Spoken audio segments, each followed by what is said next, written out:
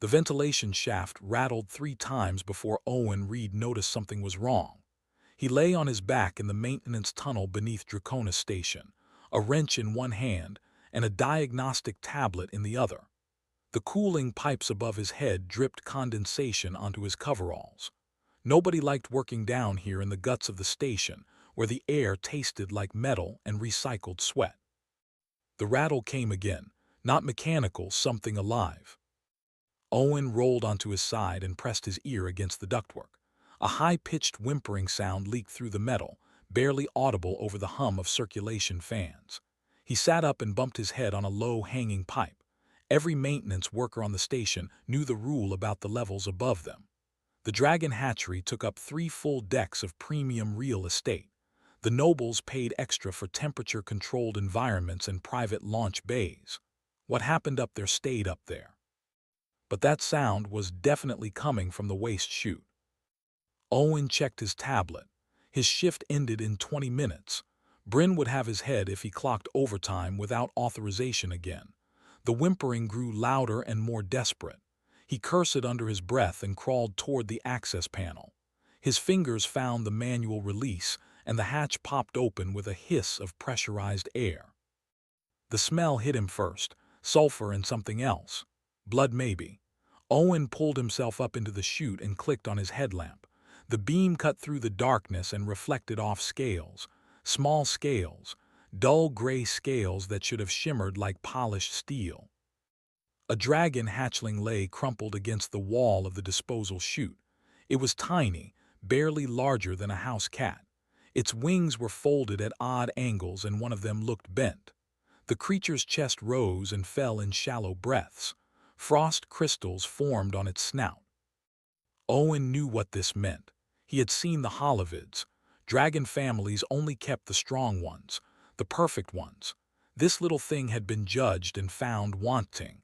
They called it returning to the void, a polite way of saying they threw away the ones that did not measure up. The hatchling's eyes cracked open. They were dark amber, almost brown, not the bright gold or crimson of healthy dragon young. The creature looked at Owen and made a sound like cracking ice. Then its eyes closed again. 20 years of station life had taught Owen to mind his own business. Keep your head down, do your job, collect your pay. He had watched cargo accidents kill good people because someone took a shortcut. He had seen families get spaced because they could not pay their docking fees. The universe was not kind to anyone, human or dragon or anything else. But this was just a baby. Owen stripped off his work jacket and wrapped it around the hatchling. The creature was cold, too cold. He tucked it against his chest and felt it shiver. Its scales were rough, not smooth like they should be. One of its horns was barely a nub. No wonder the family rejected it. Getting back to his quarters meant passing through 3 checkpoints. Owen kept the jacket bundled tight and walked like he was carrying tools. Most guards did not pay attention to maintenance workers. They were part of the scenery, just like the pipes and wiring. His room was 8 feet by 10 feet with a sleeping rack, a storage locker, and a sink that only worked half the time. Owen cleared his workbench and laid the hatchling down. Under the light it looked even worse. Malnourished, probably the run of its clutch. It would not survive the night without help. Owen pulled up schematics on his tablet. Dragons needed heat, lots of it. He grabbed every heat lamp and thermal blanket he owned and rigged them into a makeshift incubator using wire and duct tape. The hatchling went inside, still wrapped in his jacket. Within minutes, the temperature climbed to something reasonable. The creature opened its eyes again and looked at him, really looked at him. There was intelligence there, fear too. It tried to move but could barely lift its head. Owen found a ration pack and mixed it with water until it was thin enough to drink. He dipped his finger in the mixture and held it near the hatchling's mouth. Nothing happened. Then a small tongue, no bigger than his thumb, licked at the food. The hatchling swallowed and made a sound that might have been contentment. Owen kept feeding it tiny amounts, patient and slow. His comm unit buzzed. Bryn's face appeared on the screen, annoyed as always. "Reed, you clocked out 20 minutes ago, but your tool scanner is still active. You better not be doing side work on company time." Owen turned the scanner off. "Just finishing up, had a stuck coupling." "Whatever, get some sleep. We have a full maintenance rotation tomorrow on the fusion bays." The call ended. Owen looked back at the incubator. The hatchling was watching him again. Its eyes followed his movements as he organized his tools. When Owen picked up a wrench, the hatchling tilted its head. When he put it down, those amber eyes tracked to where it landed. Owen pulled up a chair and sat down. "So what am I supposed to do with you?" The hatchling blinked slowly. Its breathing was steadier now, less ragged. The color of its scales looked a bit better in the warmth, still dull but not dying.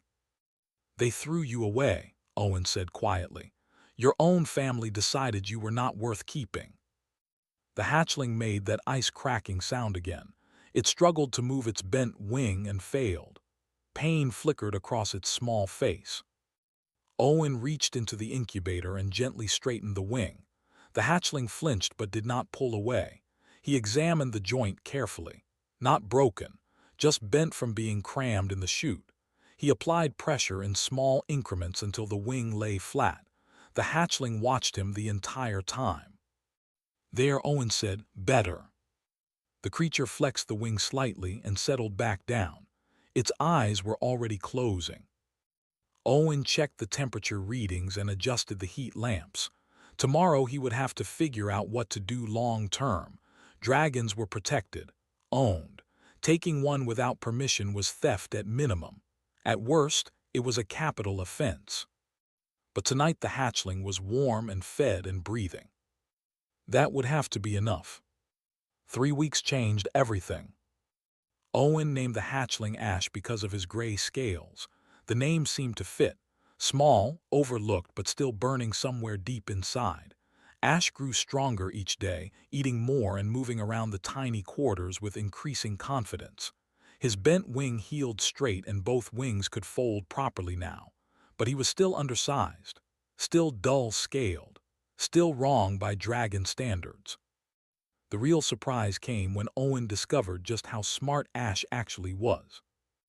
It started with tools. Owen would work on projects at his bench and Ash would watch from his incubator. Then one morning Owen woke up to find his wrenches arranged by size on the floor. Perfect order, smallest to largest. He thought he had done it himself and forgotten. But the next night he deliberately scattered them. By morning they were organized again. Owen set up a test. He left 3 bolts on the bench, each a different size. Next to them he placed 3 nuts, also different sizes. When he returned from his shift, each bolt had been matched with the correct nut and hand tightened as far as small claws could manage. "You understand this stuff," Owen said, staring at Ash. "You actually understand how it works." Ash tilted his head and made a chirping sound. His amber eyes were bright and focused. He picked up a screwdriver with his mouth and carried it to Owen's hand. From that day forward, Owen started explaining things as he worked. He talked through problems out loud, describing why certain parts fit together and how energy flowed through systems. Ash listened to everything. More than that, he seemed to remember it all. The station's thermal regulation system started failing in the lower decks. Owen spent 2 shifts trying to locate the malfunction. Ash followed him through the tunnels, staying close but silent. When Owen pulled out his diagnostic scanner, Ash suddenly perked up. He moved to a wall panel and began scratching at it with one claw. "What is it?" Owen asked. Ash scratched harder, more insistent. Owen opened the panel and found a relay junction. Everything looked normal, but when he pulled the relay out, he found a hairline crack in the casing. Coolant had been leaking for weeks. Another day and the whole system would have cascaded into failure. "How did you know?" Owen asked. Ash made a low thrumming sound in his chest. He touched the relay with one claw and then touched Owen's scanner. It took a moment for Owen to understand. "You can sense the electromagnetic fields. You can feel where the power is not flowing right." Ash chirped in what Owen had learned was agreement. After that, Ash became Owen's partner in truth. The hatchling could squeeze into spaces too small for a human. He could sense problems before they showed up on any scanner. His small size was not a weakness in the cramped maintenance tunnels. It was an advantage. But keeping Ash's secret was getting harder. Bryn showed up at Owen's door without warning on a Tuesday morning. Owen had just enough time to shove Ash into a storage locker before answering. "We need to talk about your productivity," Bryn said, pushing past him into the room. She was a short woman with gray hair and eyes that missed nothing. "You have been completing repairs 30% faster than before. Either you figured out some new technique or you are cutting corners." "No corners," Owen said, his heart hammered in his chest. "Just got better at reading the systems." Bryn's eyes swept the room. They lingered on the incubator, now empty but still rigged with heat lamps. "What is all this?" "Personal project, trying to build a better heating unit for the quarters. Gets cold down here." "Uh-huh." Bryn walked over to his workbench, one of Ash's favorite spots. She ran her finger along the surface and it came away clean, too clean. "Reed, you have worked for me for 5 years. Your quarters have never been this organized. Something has changed." From inside the locker came a soft sound, a tiny sneeze. Bryn froze. Her eyes went to the locker and then to Owen. "Please," Owen said quietly, "just let me explain." "Open it." Owen opened the locker. Ash tumbled out, blinking in the sudden light.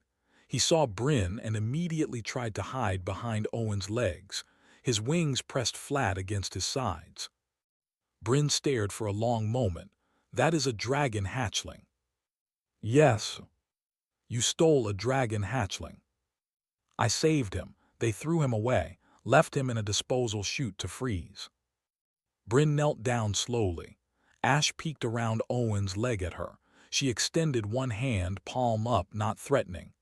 "The dragons consider their young sacred property, even the defective ones, especially the defective ones. Taking him is a capital offense in 6 different legal codes." "I know. You could be spaced for this. I could be spaced just for knowing about it and not reporting you." Bryn looked at Ash more carefully. "Why would they throw this one away?" "He is small. His scales do not shine. One wing was bent. They only keep the perfect ones." Ash moved forward slightly. He sniffed at Bryn's hand and then touched it with his snout.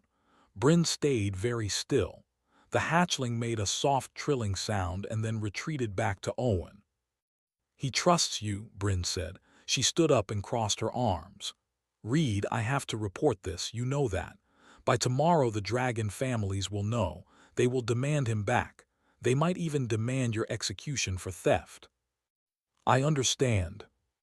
"Do you? Because I do not think you realize what you have done. This is not just about breaking rules. This is about challenging how an entire species views their own culture." Bryn walked to the door and paused. "You have 48 hours. After that, I go to station security. Use that time to figure out something, anything, that might save both of you." She left. The door hissed shut behind her. Owen sat down heavily on his bed. Ash immediately climbed into his lap, something he had started doing when he sensed Owen was upset. The hatchling was warm now, healthy, growing. He looked up at Owen with those intelligent amber eyes. "I am sorry," Owen said. "I thought I could keep you safe, thought I could hide you long enough to figure something out." Ash made his ice cracking sound. He reached up with one small claw and patted Owen's hand. Then he did something new. He opened his mouth and forced out a sound that was almost a word, almost human speech. "Stay." Owen felt something break inside his chest. "Yeah, buddy, stay. We stay together." The alarm was wrong. Owen knew at the moment the klaxon started screaming through the station. This was not a drill. The emergency channel crackled to life on every comm unit simultaneously.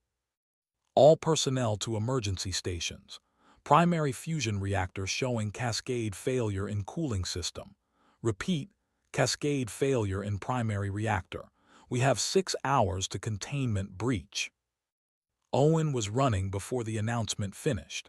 Ash clung to his shoulder, claws digging through his coveralls. They reached the reactor level in 4 minutes. The command center was chaos. Engineers shouted over each other while displays showed temperature climbing in the reactor core. Bryn stood at the center console, her face pale. "The cooling relays are failing," she said when Owen pushed through the crowd. "Something is blocking the microchannels deep in the core. We cannot get repair drones in there. The passages are too narrow, and the radiation will fry their circuits in seconds." "Send someone in," another engineer said. "We have radiation suits." "Look at the schematic." Bryn pulled up a 3-dimensional map. The damaged section glowed red deep inside the reactor. Those tunnels were designed for cable routing only. They are barely 18 inches wide in places. No adult human can fit through there. Even if they could, they would be dead from radiation exposure before they reach the problem. Owen studied the map. His mind was already working through the problem like any other repair job. The path was complex, full of turns and vertical shafts, but it was possible, for someone small enough and resistant enough. He looked at Ash on his shoulder. The hatchling was staring at the display, his head tilting as he processed the information. Dragons were naturally resistant to radiation, something about their cellular structure, and Ash was small enough to navigate those tunnels. "No," Bryn said, following his gaze. "Absolutely not. It is the only option. He is a child, a dragon child. I will not send him into that." "It is my choice," Owen said quietly, "and I think it is his too." Ash chirped and pointed at the display with one claw. He traced the path through the tunnels with surprising accuracy. Then he looked at Owen and nodded his head. The command center went silent. Everyone was staring now. "Is that thing intelligent?" someone asked. "More than most people I know," Owen answered. He turned to Bryn.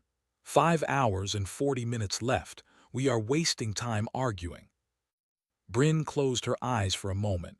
When she opened them, they were hard with decision. "Elder Skarmoth will have both our heads for this. Literally. Better than everyone dying." It took 20 minutes to rig Ash with the equipment he needed. A camera mounted on a harness so Owen could see what Ash saw. A communication collar that would let them stay in contact, and a toolkit scaled down to fit small claws. The micro-tools were barely larger than toothpicks, but they would work. Owen knelt down and made sure everything was secure. Ash stood patiently, letting himself be fitted with the gear. His eyes never left Owen's face. "Listen to me," Owen said. "This is dangerous. More dangerous than anything we have done before. If it gets too hot or you start feeling sick, you turn around immediately. You understand?"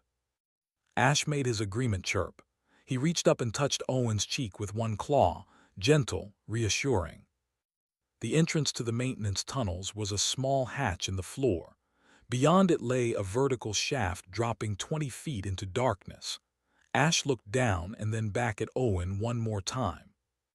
"I will be with you the whole way," Owen said. "Every step I will guide you through this." Ash spread his wings and dropped into the shaft. His small form disappeared into the darkness, but the camera feed lit up on Owen's tablet. He could see everything Ash saw. Heat signatures glowed in infrared.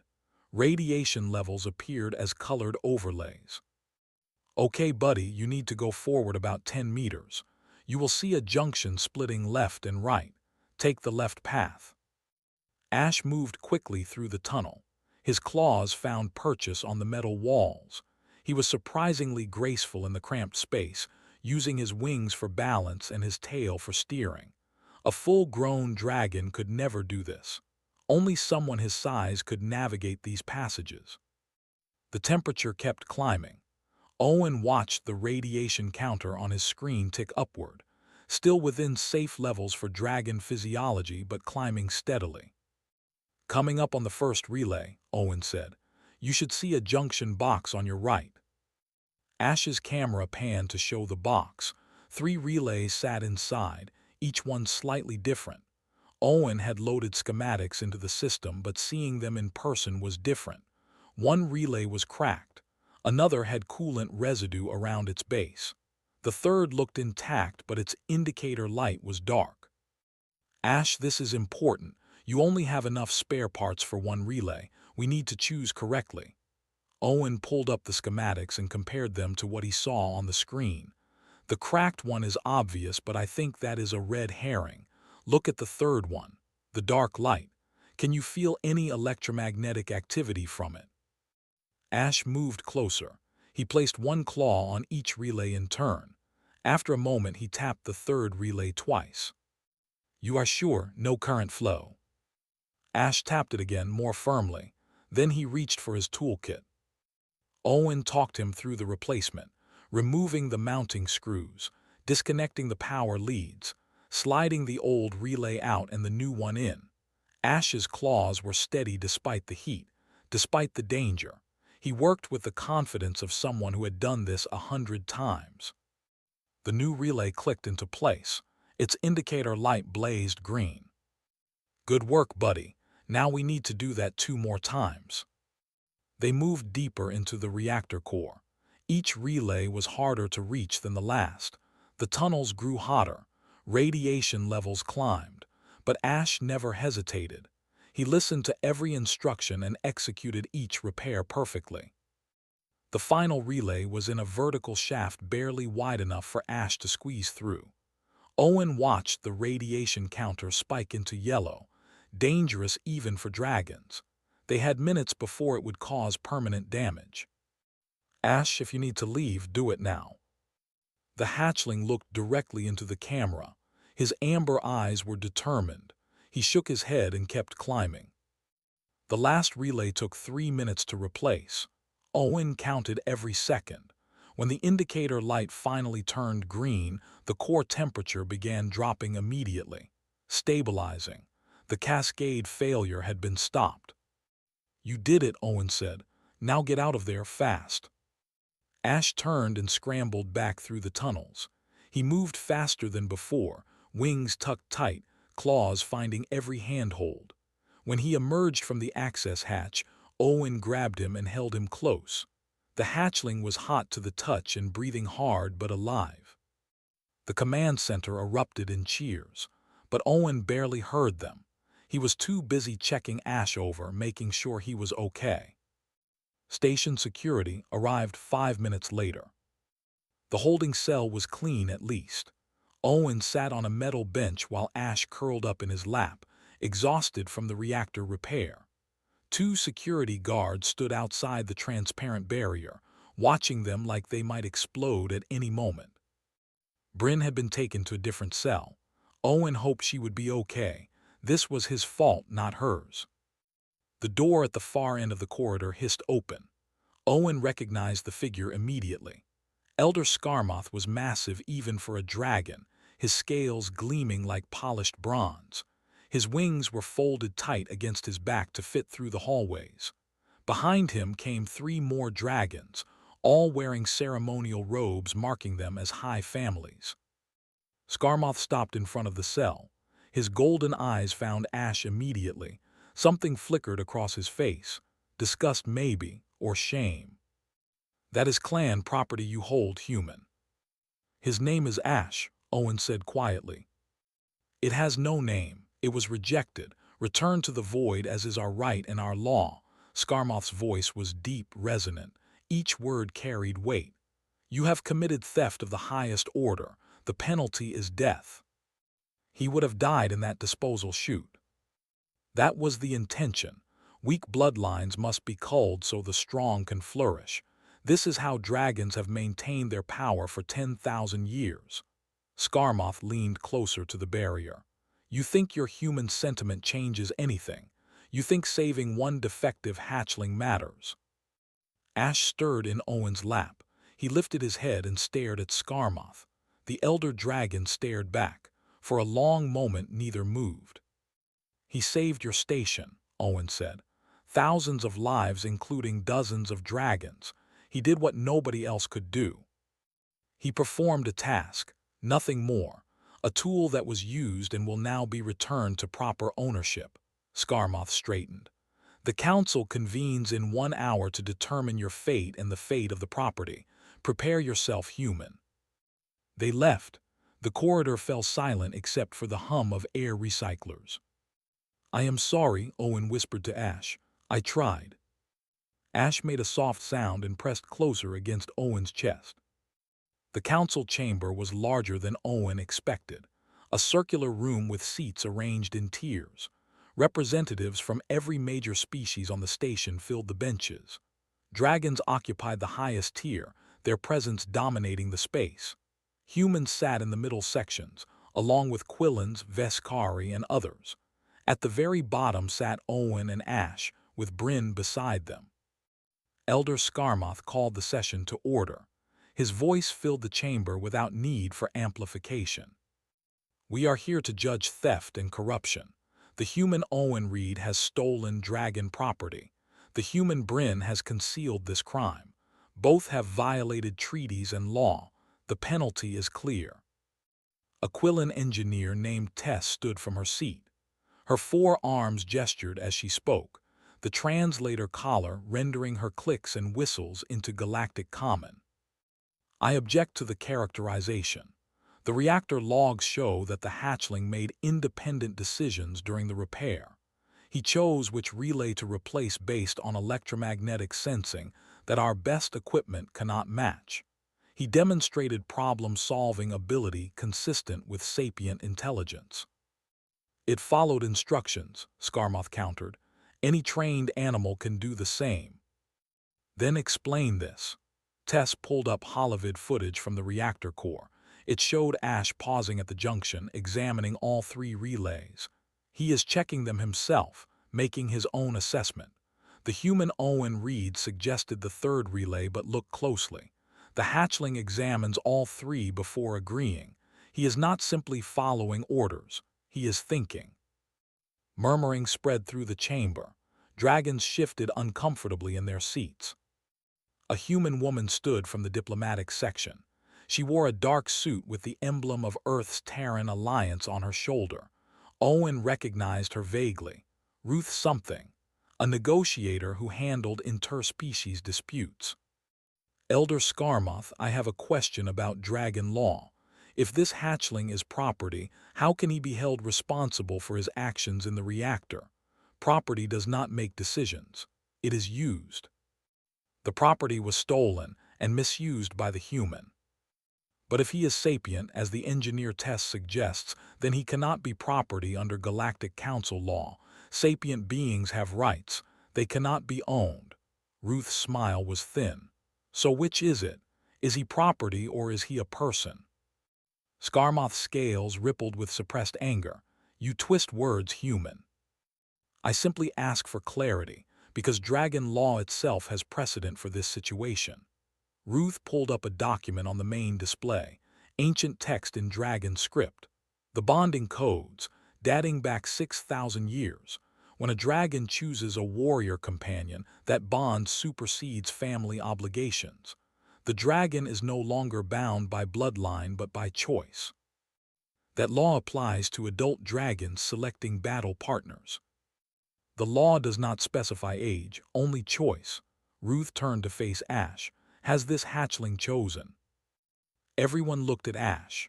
The small gray dragon sat on the floor next to Owen. He looked at Ruth, then at the assembled council, then at Owen.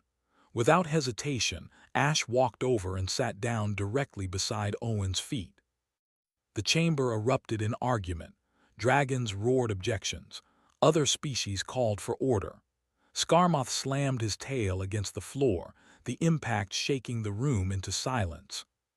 This is unprecedented. The hatchling is defective, rejected. He cannot invoke bonding rights. Why not? Ruth asked. Because he is small, because his scales do not shine. Your own law makes no distinction based on physical perfection, only choice, and he has chosen. Scarmoth was silent for a long time. Owen could see the calculation happening behind those golden eyes. The elder dragon was trapped by his own culture's laws. Very well, Scarmoth said finally. Each word sounded like it was being torn from him. If the hatchling insists on invoking bonding rights, then he must prove himself worthy of bearing any name at all. The traditional trials. 6 months from today. What trials? Owen asked. Scarmoth's smile was not kind. Strength, flight, fire, and combat. Every young dragon must pass these before they are considered adult. If your pet succeeds, he may keep his bond and his life. If he fails, he returns to clan custody permanently. The elder dragon leaned forward. And you, human, must train him without any dragon assistance. No teachers, no guidance, just you and your stolen property. He is not property, Owen said. Then prove it. The council voted. It was not unanimous, but it was enough. 6 months. Owen looked down at Ash. The hatchling looked back at him with those intelligent amber eyes. There was no fear in them, just determination. We can do this, Owen said quietly. Ash chirped in agreement, and for the first time in the chamber, he spoke in broken common. The words were rough, forced through a throat not designed for human speech, but everyone heard them clearly. Together win, together. The cargo bay smelled like sweat and ozone. Owen wiped his forehead and watched Ash struggle with the weight bar for the 20th time. The hatchling had grown over the past 3 months, but he was still undersized, still weaker than dragons his age should be. The bar was loaded with 50 kilograms. A normal dragon hatchling could lift 3 times that. Come on, buddy, you can do this. Ash gripped the bar and pulled. His muscles strained. His wings flared for balance. The bar came up 5 centimeters and then dropped back down with a clang. Ash made a frustrated sound and slapped the floor with his tail. Hey, Owen said gently. We knew this was going to be the hardest part. They had been training every day after Owen's work shifts. The station had granted them access to an unused cargo bay for practice. Word had spread about the trials. People stopped by to watch sometimes. A few offered encouragement. Most just stared. Owen looked at his design sketches spread across a workbench. The exoskeleton frame was taking shape. Lightweight alloy from recycled hull plating. Servo motors salvaged from loader bots. It was not elegant, but it would work. The strength trial did not say you had to lift with muscle alone, just that you had to lift. Let's try something different, Owen said. He brought out the partial frame and helped Ash step into it. The servos hummed to life, responding to movement. Now try the bar. Ash gripped the bar again. This time when he pulled, the exoskeleton assisted. The bar rose smoothly off the ground. Ash held it there for 5 seconds before setting it down. His eyes went wide. See, it is not about being the strongest. It is about using your brain to overcome what your body cannot do alone. Owen adjusted the servo settings. By the time we are done, you will be able to lift twice what they expect. They moved to flight training next. This was even more complicated. Ash could glide short distances, but sustained flight was beyond him. His wings were too small relative to his body mass. Other dragons his age were already racing through the station's flight corridors. Owen had spent weeks studying thruster systems and aerodynamics. The compressed air jets mounted to Ash's harness were his answer. Small bursts of directed thrust to compensate for weak wing power. It was not traditional dragon flight. It was something new. Ash launched from the platform and immediately began falling. The jets fired, stabilizing him. He wobbled in the air, overcorrecting and nearly spinning. But he did not crash. He made it across the bay and landed roughly on the far side. Better, Owen called out. You are getting the feel for it. Remember small adjustments. Do not fight the jets. Work with them. They practiced for another hour. By the end, Ash could navigate a simple obstacle course. Not gracefully, not like a real dragon, but he could do it. A slow clapping sound echoed from the bay entrance. Owen turned to see 3 dragons watching from the doorway. Young ones, close to Ash's age. One of them was massive, easily twice Ash's size with scales that gleamed like polished copper. Very clever human, the large dragon said. His common was perfect, accent-free, teaching the runt party tricks. This will be entertaining to watch. Torch, Owen said evenly. He recognized the dragon from the dossier Ruth had given him. Torch was Elder Scarmoth's nephew, one of the brightest students in the Dragon Academy. That is Lord Torch to you. The dragon stepped into the bay. His companions followed. We came to see what all the fuss was about. This is the mighty hatchling who saved the station. This tiny gray thing. Ash stood on the far platform, watching them. His wings were half spread, defensive. He has more courage than dragons 3 times his size, Owen said. Torch laughed. It sounded like rocks grinding together. Courage does not win trials, human. Strength wins, skill wins, breeding wins. He turned his attention to Ash directly. You should accept your place, Runt. You were rejected for good reason. These tricks and tools will not save you when it matters. Leave him alone. Owen started forward, but one of Torch's companions moved to block his path.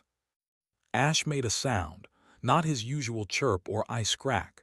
This was different, a low rumble from deep in his chest. He jumped from the platform, jets firing to control his descent. He landed between Owen and Torch's companion. Speak, Ash said in his rough common. He had been practicing every day, forcing words through a throat not designed for them. Say, to me. Torch tilted his head, amused. It talks, how precious. What do you want to say, little runt? Ash looked up at Torch. He was so much smaller, so much weaker, but he did not back down. Not runt, not broken. Each word was an effort, different, not less. For just a moment, something flickered across Torch's face. Not quite respect, but maybe recognition. Then it was gone, replaced by the superior smirk. We will see in 3 months. The trials do not care about your feelings, Runt, only results. Torch turned and walked toward the exit. His companions followed. At the doorway he paused. Train as hard as you want, it will not matter. You will fail. Your human will watch you fail. And then you will be returned to custody where you belong. They left. The bay fell silent. Owen walked over to Ash. The hatchling was trembling, wings pulled tight against his body. Owen knelt down. You did good, buddy, standing up to him like that. Scared, Ash admitted quietly. Yeah, me too. Torch is good, really good. I looked at his trial records. He is going to be one of the best dragons of his generation. Ash looked up at Owen with those amber eyes. We win. Owen thought about lying, thought about giving false confidence, but Ash deserved better than that. I do not know. The strength trial we can manage with the exoskeleton, flight we can fake with the jets, but combat, Owen shook his head. Torch will destroy you in a straight fight. He is bigger, stronger, trained by the best instructors. Then what do? Owen looked at his workbench, at all the tools and parts scattered across it, at the evidence of human ingenuity and adaptation. An idea started forming. We do not fight him straight, we fight him smart. Owen pulled up footage of Ash navigating the maintenance tunnels during the reactor repair. Remember how you moved in there, how you used the space. Dragons train for open combat, big powerful movements, but you are small, fast. You can go places they cannot. Understanding dawned in Ash's eyes. We teach you to fight like a human, Owen continued. Use his size against him. Use the environment, make him come to you on your terms, not his. Owen stood and offered his hand. Ash placed one claw in it. 3 months, we can do this, we have to do this. Ash squeezed Owen's hand gently. Together. Together, Owen agreed. They got back to work. The arena was packed, every seat filled with beings from across the galaxy. Owen stood in the preparation area with Ash, checking the exoskeleton one last time. His hands were shaking. He could not stop them. All systems green, he said, forcing his voice steady. The servos are calibrated. The jets have full pressure. You know what to do. Ash nodded. His common had improved dramatically over 6 months. Ready. 5 other young dragons waited in separate preparation areas, all of them larger than Ash. All of them pure-blooded clan dragons with perfect scales and powerful builds. Torch was among them, his copper scales polished until they reflected the arena lights. The announcer's voice boomed across the arena, speaking in 4 languages simultaneously. Welcome to the Trials of Ascension. 6 young dragons will compete today. Only those who pass all 4 trials will earn their adult names and clan recognition. Owen looked through the barrier at the crowd. He found Bryn sitting with the human section. She gave him a small nod. Tess the Quillen engineer was there too, all 4 arms raised in encouragement. Ruth sat in the diplomatic box, her face neutral but her eyes sharp. Elder Skarmoth occupied the place of honor in the dragon section. His expression was carved from stone. The strength trial came first. A platform in the center of the arena held 6 stations, each with progressively heavier weights. The goal was simple: lift your body weight overhead and hold it for 10 seconds. The other dragons went first. Each one approached their station and lifted the weight with barely any strain. Torch hoisted his weight with one claw, making it look effortless. The crowd roared approval. Then it was Ash's turn. He walked to his station, the exoskeleton moving with him like a second skin. The weight bar was loaded with 75 kilograms, more than Ash's current body weight but within the exoskeleton's capacity. Ash gripped the bar. The servos whined as they engaged. The bar rose slowly, steadily. Ash held it overhead, arms locked. Owen counted the seconds. 8, 9, 10. The arena erupted in mixed reactions. Some cheered, others booed. The dragon section was mostly silent, disapproving. The announcer spoke again. Unconventional but within regulations. The trial measures ability to lift, not method. The hatchling passes. Skarmoth looked like he had swallowed glass. The flight trial was next. A 3-dimensional obstacle course suspended in the air. Gates marked the path. Every dragon had to navigate through all 20 gates without missing one. The other dragons flew with grace and power. Their wings beat steady rhythms as they soared through the course. Torch completed it in under 2 minutes, barely breathing hard at the end. Ash launched from the platform with his jets firing. The crowd gasped. He did not fly like a dragon. He flew like something else entirely, part glider, part rocket. He wove through the gates, using burst thrust to change direction. In tight spaces, he tucked his wings and relied purely on jets. He completed the course in 3 minutes and 40 seconds, slower than the others but clean. No missed gates. Unconventional, the announcer said again, but passing. The fire trial tested control and precision. Each dragon was given a block of composite material. Inside the block was a small crystal. The goal was to use fire breath to melt away the surrounding material without damaging the crystal. The other dragons approached it with raw power, great gouts of flame that gradually worked through the material. Some cracked their crystals, others took too long and failed the time limit. Torch succeeded with textbook precision. His flame was focused, controlled. He extracted the crystal in under 5 minutes. Ash stepped up to his block. His fire had never been strong. Owen had spent weeks helping him understand temperature control instead of volume. Ash opened his mouth and a thin stream of plasma emerged, blue-white. Intense heat focused to a point smaller than Owen's thumb. Ash moved the plasma like a cutting torch, melting through the material with surgical precision. He worked slowly, carefully. The crowd watched in silence. When he finished, his crystal was perfect, not even scratched. 4 minutes, 18 seconds. The announcer sounded almost reluctant, passing. The combat trial was last, single elimination. 6 dragons entered. Only 3 would pass by winning their matches. The first match was between 2 young dragons Owen did not know. They fought with tooth and claw, circling each other in traditional dragon combat. It ended quickly when one gained a dominant position. The second match was called. Ash, bonded to the human Owen Reed, versus Torch of Clan Skarmoth. The arena went dead silent. Owen gripped the barrier rail so hard his knuckles went white. This was it. Everything came down to this. Ash walked onto the combat floor. Torch was already there, waiting. The size difference was striking. Torch could probably swallow Ash whole if he wanted to. "Last chance to yield, Runt," Torch called out. "Save yourself the humiliation." Ash said nothing. He crouched low, wings spread for balance. The exoskeleton was not allowed in combat, just natural ability and whatever they had trained. The starting bell rang. Torch charged immediately. His strategy was obvious. Overwhelm Ash with speed and power, end it quickly. But Ash was not there. He had already moved, using his smaller size to slip under Torch's charge. Ash raked his claws across Torch's flank, not deep, just enough to score.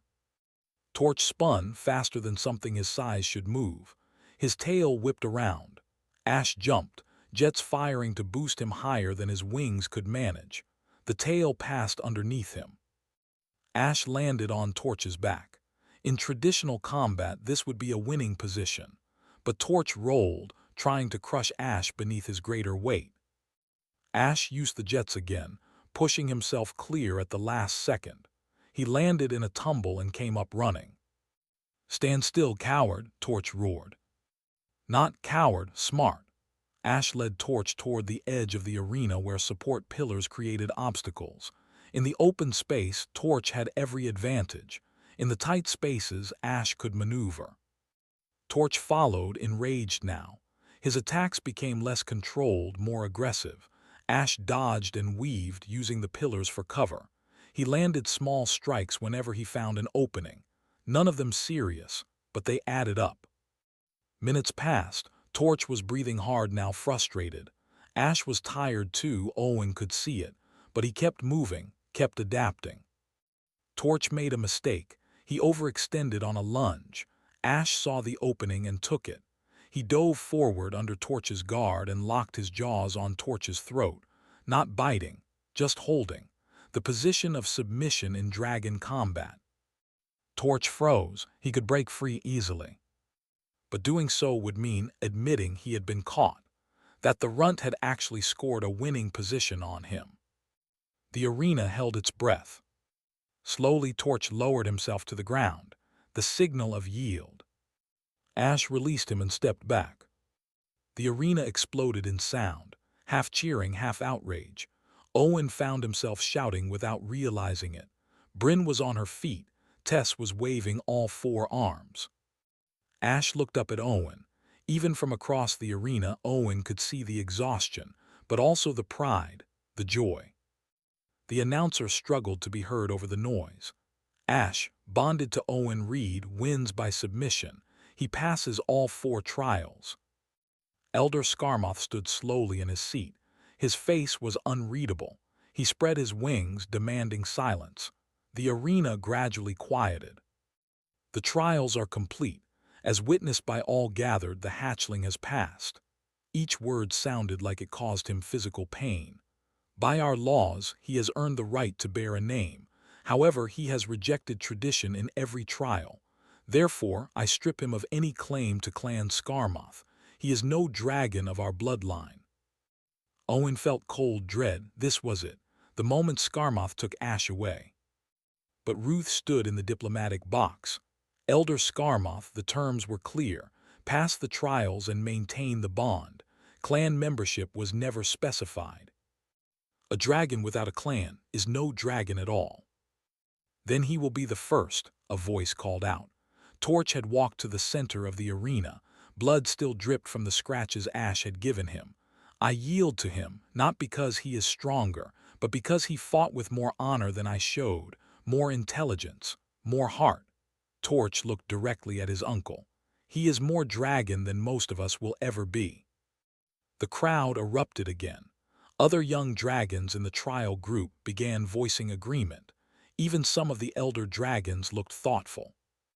Skarmoth's scales rippled with barely contained rage. But he was trapped again. trapped by precedent, by law, by politics. Fine, Skarmoth said. He is released from clan obligation. Let him be bonded to his human. Let him make his own way. The elder dragon turned and left the arena. Owen ran onto the floor. Ash met him halfway and collapsed into his arms. The hatchling was shaking with exhaustion. "You did it," Owen whispered. "You actually did it." "We did it," Ash corrected in his rough common. Then he added one more word, clear and certain. "Family." Owen held him tighter. "Yeah, family." Weeks later, Owen and Ash opened their shop on the lower levels of Draconis Station. A small sign hung above the door reading Ash and Owen Engineering. No problem too small or too complex. Their first client arrived on opening day. A young dragon with a twisted wing and scales that barely shimmered. Her family had called her defective. Owen looked at Ash. The small gray dragon looked back at him and nodded. "Come in," Owen said to the young dragon. "Let's see what we can do for you."